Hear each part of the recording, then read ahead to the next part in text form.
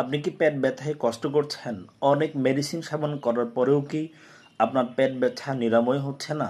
আজকে আমরা আপনাদের জন্য পেট ব্যথা নিরাময়ের জন্য পাকস্থলীর বিভিন্ন সমস্যার সমাধানের জন্য কোরআনে একটা আমল নিয়ে আপনাদের সামনে উপস্থিত হয়েছি।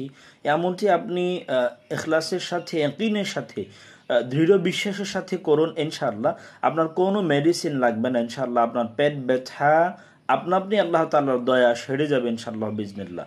আমলটি হচ্ছে আপনি সূরা কদর এবং যে এখন আয়াতে কারিমাটি বলবো, আয়াত পানিতে দম করে ওই পানি সামান্য গরম পানির সাথে মিশিয়ে পান করালে আপনার পেটের যাবতীয় সমস্যা, আপনার পেটের ব্যথা সহ সমস্ত রোগ নিরাময়ের ব্যবস্থা আল্লাহ তাআলা করে দেবেন। আপনি পরিপূর্ণ আরোগ্যতা লাভ করবেন। সূরা কদর এবং আয়াতে কারিমা এখন যেটা বলবো, লা ফিহা আউলু ওয়ালা হুম আনহা ইউনজিফুন ওয়া নাযা'না মা ফি সুদুরিহিম মিন গিল।